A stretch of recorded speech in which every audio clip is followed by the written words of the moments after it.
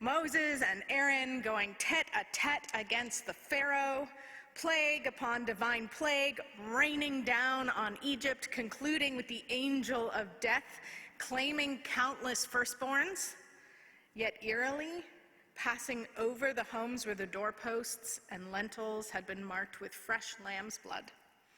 The shock of Pharaoh admitting defeat and virtually expelling the Israelites out of his country, which led to the moment of Exodus itself, when the Israelites followed Moses out of Egypt, the presence of God presenting as a pillar of cloud by day and a pillar of fire by night, leading them right to the edge of the Red Sea. Then there was the adventure of crossing through the sea on dry ground, as Moses held his staff aloft, and God parted the waters for their great escape. I strongly encourage you to go back and read those chapters. Not only are they thrilling, but they lay the groundwork for so much of the rest of the biblical narrative. The Exodus is still the most defining characteristic of the Jewish people's faith story. It is always worth a reread. Bonus points, I guess, for watching The Prince of Egypt or The Ten Commandments. And so between last Sunday and today, the people of God, enslaved for over 400 centuries, have been freed. They are free. Something their parents and grandparents and great-grandparents couldn't have even fathomed. And while this is all quite thrilling, and certainly a cause for celebration, let me remind you, the people that Moses led out of Egypt knew no other life than slavery, genocide, starvation, and abuse. What we might forget is that this was an entire population characterized by shared trauma. Though it is still a relatively new field, research has been delving more and more deeply into what it means to have collective trauma. There are researchers now who are exploring the long-term, even intergenerational effects of things like the Holocaust, the Khmer Rouge killings in Cambodia, the Rwandan genocide, the displacement of indigenous peoples across North America, and the enslavement of African Americans. According to these researchers, the transgenerational effects are not only psychological, but familial, social, cultural, neurobiological, and possibly even genetic as well. One of the earliest scholarly papers to note the presence of intergenerational trauma appeared in 1966, when Canadian psychiatrist Vivienne Rakoff and her colleagues documented high rates of psychological distress among children of Holocaust survivors. Since then, researchers have been assessing anxiety, depression, and PTSD in trauma survivors and their progeny. In a 2014 review paper in Transcultural Psychiatry, Canadian psychologist Dr. Amy Bombay and her colleagues examined studies looking at intergenerational effects of the residential schools. As we know, the aim of those schools, according to original government texts, was to eliminate the Indian problem. The schools provided a substandard education and taught Native children to be ashamed of their languages, cultural beliefs, and traditions. Two large-scale national surveys found that children, and in some cases grandchildren, of those who attended the schools were more likely to report psychological distress and suicide attempts, to have learning difficulties and problems in school, and to contract hepatitis C through drug use, more so than those whose parents or grandparents had not attended such schools. I mention all of this because I think we may have fallen into the comfortable belief that after the Exodus event and the dance parties on the bank of the safe side of the Red Sea, the people of God just got on with it, just lived happily and healthily as free people. But the truth is that the concept of freedom was completely foreign to them. They were trauma survivors. Among them were those still grieving family who had died making bricks for Pharaoh, and women whose newborn sons had been ripped from their arms and thrown into the Nile as their milk was coming in. The people of God were not a unified nation. They were cogs in Egypt's machines. They didn't even know how to be a community together. They would have had severe post-traumatic stress disorder. They were free of Egypt, free from Pharaoh, but now what? It would not be an easy or natural transition into freedom. The Israelites had no idea where they were going, how they would get there, how long the journey would last, or what life could even be like when they got there, wherever there was. All they knew in that moment is that they were hungry and there's nothing to eat. Transitions are hard. And here's the thing. We've heard this story before, or others like it. The moaning and the griping and the complaining and the seeming ingratitude.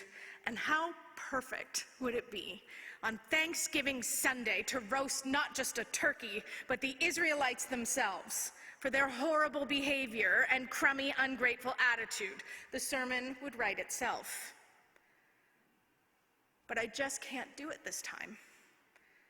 Because when I look out at the Israelites, all I can muster is a broken heart. Their sadness, their fear, their mistrust, and their confusion. Did they make the right choice following this Moses fellow and his siblings?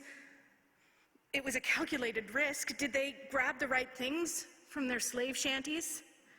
Did they lose any family or friends in the process? Who is this God who drowns Egyptians in the sea? What if this God turns on us? How are they going to be able to feed their children, or will they watch their children starve to death out here in the wilderness? I hear in their moaning and complaining their very real fear for the future. If only we had died by the hand of the Lord in the land of Egypt, when we sat by the flesh pots and ate our fill of bread, for you have brought us out into this wilderness to kill this whole assembly with hunger. Whew. Those words must have cut deep for Moses. I imagine they did. But I wonder if what lies behind their cruel words is just their insecurity. Better to die in a place that is known than risk heading into the unknown. I can't get mad at them because this transition to freedom seems as impossible as crossing the sea on dry ground. Unless God performs a miracle, it's going to be impossible for them. They had no frame of reference for being free. They were carriers of generational trauma, and it breaks my heart. And so God hears their cry. Repeatedly in this chapter, we read that God heard the complaints and the cries of the people. This God pays attention. This God listens and knows. And where we might prefer to see God lay the smackdown on these seemingly ungrateful people, instead, we are shown a God who not only provides them nourishment, not only meets their physical needs, but does so in a way that will actually build up their trust and their faith in God to provide. I'll give you food. I'll give you daily bread and meat at night every day, but only enough for one day, says the Lord. You'll learn quickly that hoarding will do you no good. You must learn to trust me to provide it daily. And then you must work together as a community for the well-being of all people, ensuring everyone gets enough to eat and drink each day. And when you've had your fill, that's it, till tomorrow. No leftovers. Just today, just this meal, just one step at a time. And I will show you, I will teach you how to be free.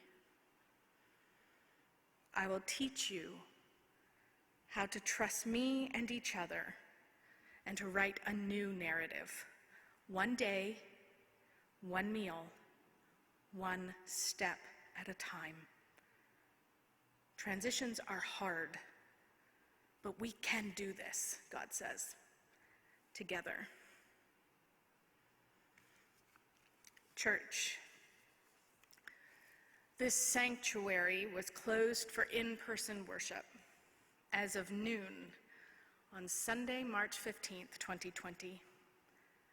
And I know you were trying to do the math in the car ride on the way here, David. It has been 82 weeks. 82. In those 82 weeks, people of this community of faith have died, and some have been born. The last thing that we did together in this place, church, was to baptize wee Lyle Kennedy. And you just saw in Lynn's announcement, he just had his second birthday. The last public gathering I experienced where we didn't have to think of masks or vaccination status was Piper's 4th birthday party. It was sloth themed. She's in grade 1 now and looking forward to turning 7 in a couple months. For our children and grandchildren, this pandemic has been completely life-altering. The youngest among us can't remember a time before the word COVID. I know of teens and young adults so deeply traumatized by the impacts of isolation and quarantine that they have lost the spark in their eye altogether, and I worry that they will never find it again. All they know is loneliness and grief. And the toll it has taken on adults and seniors is starting to find its way into research studies too. We hate to admit it, but we have aged faster than we realize. The long-term effects of sustained stress and fear, the constant low-grade cortisol bathing our brains and our bodies has consequences. Agoraphobia is on the rise, so is survivor's guilt. Many of us have become captives of our deep feelings of judgment towards others and their choices. We have experienced, and in fact are still experiencing, collective global trauma. How we make decisions has changed forever. Some of us will never be able to reintegrate comfortably. Our fear and suspicion and mistrust is at an all-time high. So pardon me for not criticizing Moses and the people of Israel, because I am seeing this through a different lens now. Moses never felt qualified in the first place to take on Pharaoh. He had no clue how to organize thousands of enslaved people to pack for escape from their captors. He had no idea that seas could even be parted. And he certainly didn't feel qualified to now take thousands of trauma survivors into the wilderness. Talk about things they don't teach you in seminary. It has been 82 weeks since we worshiped together in person, church. And while I am so grateful that we have had incredibly skilled people who have made our live stream such a faithful success, and while I am so grateful for the members of this ministry and worship team who have risked their own safety to bring their gifts to bear in worship leadership,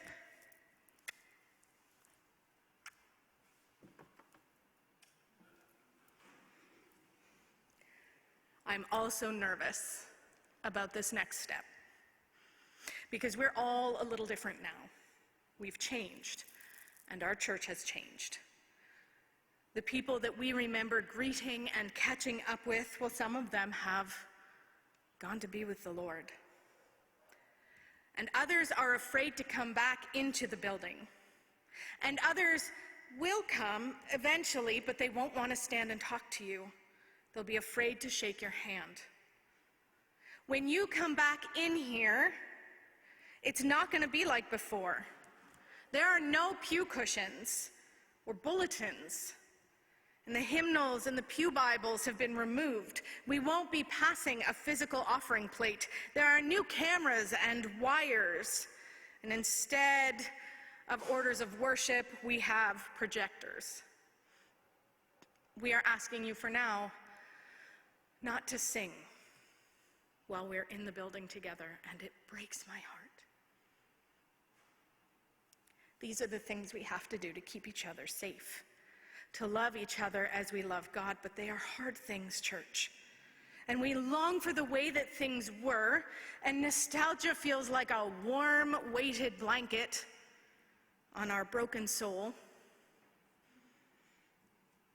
And while those who do make their way back into the sanctuary over the next couple of weeks will find ways to celebrate safely, it won't be long, friends. It won't be long until the shiny glow wears off and the complaining will start. Where are the books? The pews are too hard and too empty. Why can't we just sing? Why didn't so-and-so come back? Is the church dying? This isn't like it was before. Where's the coffee and cake? Did you just lead us here to be disappointed, preacher? Another nail in the coffin? And then I can hear God say, just as God did to Moses, I hear the cries of my people. Tell them that I will rain bread from heaven on them, and they will be fed in body and in spirit, but only one day at a time. I will retrain my people because I love them. I will show them again how to trust me and love each other one day at a time, one service at a time, one meal at a time.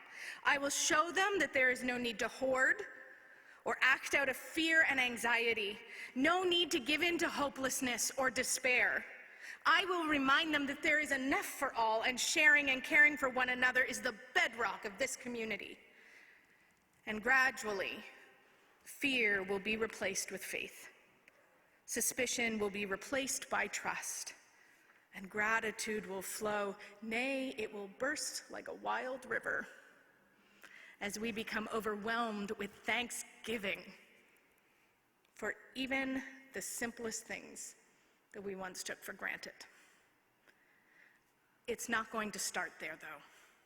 It's going to start here next Sunday with, I suspect, really only a few of you.